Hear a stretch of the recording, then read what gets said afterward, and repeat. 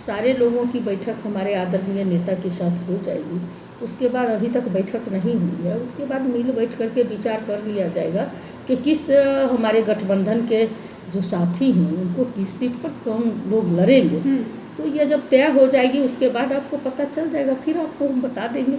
हमारे आदरणीय नेता हमेशा देश और समाज और जनता के जन सरोकार के सवाल पर सड़क से लेकर सदन तक हमेशा सक्रिय रहते हैं, लेकिन उनको है कि तेजस्वी यादव कब उठते हैं, कब बैठते हैं, कब खाते हैं, क्योंकि उनको जो अभी पूरा राज्य में बाढ़ से लोग त्राहिमाम है, वो बाढ़ पीड़ित को कैसे बचाया जाए, कैसे राहत दिया जाए, इतना पुल पुलिया गिर रहा है उसका नोटिस लेना, बहुत सारी समस्या है इस राज्य के अंदर। ये नेता एक एक दिन में 1-1 लाख 20-20 हज़ार जो नौकरी देने का काम किए, जो विकास करने का काम किया, 17 महीनों में जो 5 लाख नौकरी दिए, चट झट योजना चला करके जो फॉर्म भरा स्टूडेंट ने, इन सारे सवालों पर वो लोग त्राहिमाम हैं।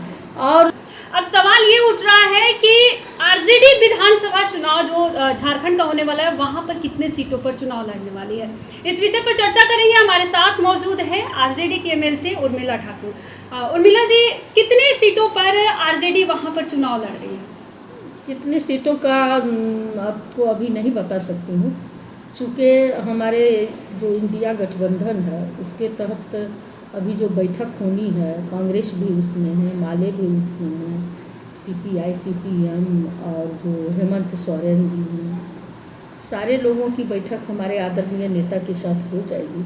उसके बाद अभी तक बैठक नहीं हुई है, उसके बाद मिल बैठ करके विचार कर लिया जाएगा कि किस हमारे गठबंधन के जो साथी हैं उनको किस सीट पर कौन लोग लड़ेंगे। तो ये जब तय हो जाएगी उसके बाद आपको पता चल जाएगा, फिर आपको हम बता देंगे। जी अच्छा, एक सवाल और भी है कि तेजस्वी यादव कल से फिर अपने पद यात्रा पे निकल रहे हैं, जो संवाद यात्रा है उनका कार्यकर्ताओं के साथ, लेकिन इस पर भी जो सत्ता पक्ष में अभी सरकार है वो तंज कस रही है कि इनके यात्रा से कुछ नहीं होता। एक यात्रा करके वो दुबई चले जाते हैं, फिर वो यात्रा करेंगे, फिर कहीं गायब हो जाएंगे। ऐसी कोई बात नहीं है, चूँकि उन लोगों को मुद्दा पर तो बात करनी है नहीं, उनके पास कोई मुद्दा नहीं, उनके पास सिर्फ मुद्दा है हमारे राष्ट्रीय अध्यक्ष, इस देश ही नहीं दुनिया के सबसे बड़े समाजवादी नेता बाबू लालू प्रसाद यादव जी और उनका परिवार। हमारे आदरणीय नेता हमेशा देश और समाज और जनता के जन सरोकार के सवाल पर सड़क से लेकर सदन तक हमेशा सक्रिय रहते हैं, लेकिन उनको है कि तेजस्वी यादव कब उठते हैं, कब बैठते हैं, कब खाते हैं, क्योंकि उनको जो अभी पूरा राज्य में बाढ़ से लोग त्राहिमाम है, वो बाढ़ पीड़ित को कैसे बचाया जाए, कैसे राहत दिया जाए, इतना पुल पुलिया गिर रहा है उसका नोटिस लेना, बहुत सारी समस्या है इस राज्य के अंदर, शिक्षा का, स्वास्थ्य का, सारी चीज़ों का। आपको याद होगी कि आदरणीय नेता एक एक दिन में 1-1 लाख 20-20 हज़ार जो नौकरी देने का काम किए, जो विकास करने का काम किया, 17 महीनों में जो 5 लाख नौकरी दिए, चट झट योजना चला करके जो फॉर्म भरा स्टूडेंट ने, इन सारे सवालों पर वो लोग त्राहिमाम हैं। और ये जो है कुछ तो किए नहीं हैं, तो आएंगे और चले जाएंगे। आप सभी जानते हैं जब चुनाव था तो उस समय हमारे आदरणीय नेता को मोच आ गया था पैर में और कमर में भी, तो उसका इलाज कराने के लिए वो बाहर गए। अभी जो हैं वो गए थे हरियाणा में, जो हमारे माननीय राज्यसभा सांसद हैं आदरणीय हमारे जो संजय जी हैं, उनका था बेटा का जन्मदिन। तो उस तरह से अगर कोई कार्य में हमारे आदरणीय नेता पर्सनल कार्य में भी सम्मिलित होते, 3 लोगों को पेट में दर्द होने लगता है पूरा, अरे भैया आपने जो जनता को वादा किया और हमारे आदरणीय नेता ने जो 75% आरक्षण दे करके केंद्र में भेजे, उसको नमी अनुसूची में शामिल कर दीजिए। बिहार को अगर उन्नति करना चाहते हैं कि बिहार नंबर 1 बने, तो विशेष राज्य का दर्जा दीजिए, विशेष पैकेज दीजिए। नीतीश कुमार जी गिराते रहे पटना यूनिवर्सिटी को, सेंट्रल यूनिवर्सिटी का दर्जा दीजिए। ये कहीं कुछ काम दिखाई पड़ नहीं रहा है। हमारे आदरणीय नेता के पीछे पड़े हुए हैं, उनका पर्सनल भी वर्क रहेगा तो नहीं जा सकते, उन लोगों से पूछ कर हमारे आदरणीय नेता जाएंगे। हमारे आदरणीय नेता फर्स्ट फेज का जो है कार्यकर्ता के साथ जो संवाद है वो कर चुके हैं। संवाद और दर्शन करने के लिए आदरणीय नेता जो हमारे गांव स्तर के हैं, नली गली खेत खलिहान में बाबू लालू प्रसाद यादव के समर्थक रहते हैं। और वहाँ जो हमारे कार्यकर्ता हैं, जो एक एक कार्यकर्ता बाबू लालू प्रसाद यादव बन के, तेजस्वी प्रसाद यादव बन करके जो हम मुकाबला कर रहे हैं, वो इन आताताइयों सरकार के से जो लोग त्रस्त हैं, तो वो कार्यकर्ता हमारे यहाँ तक नहीं पहुँच पाते हैं।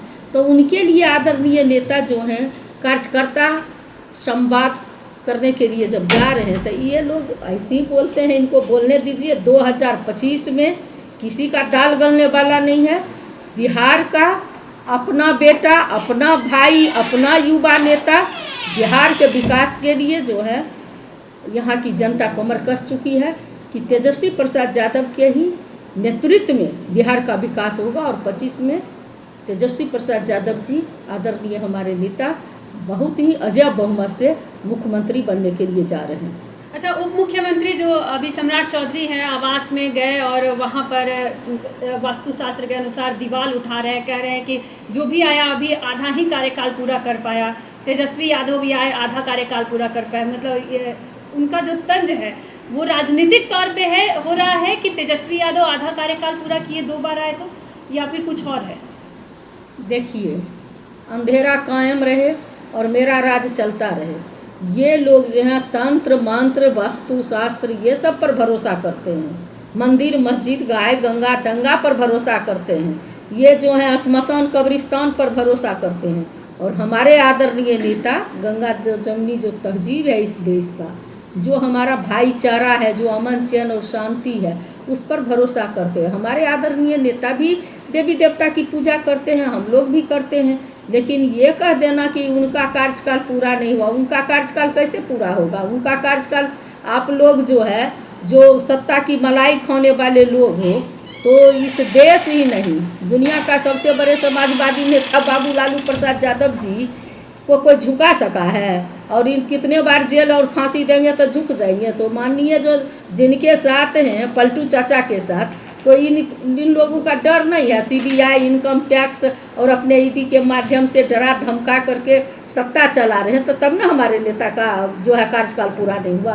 पलटी मरवाते रहेगा तो कैसे कार्यकाल पूरा होगा? इन लोगों को बिना सत्ता में रहे हुए, बिना हमारे आदरणीय नेता का नाम लिए बगैर इन लोग का कुछ चलता है? और जो बन भी गया तो कुछ कर रहा है विकास।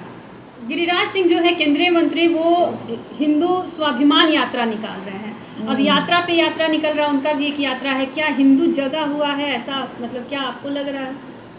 इनके जगाने से हिंदू जगेगा? ये हिंदू हैं, अब बाकी लोग क्या है? इस देश में हिंदू मुसलमान सिख ईसाई आपस में सब भाई भाई का नारा जो हमारे पूर्वजों ने पुरखों ने दे करके गए हैं कि यहाँ सभी लोगों का हक है, अधिकार है, अमन। जितना हक यहाँ हिंदू का है उतना ही मुसलमान का, उतना ही सिख का, उतना ही ईसाई का है।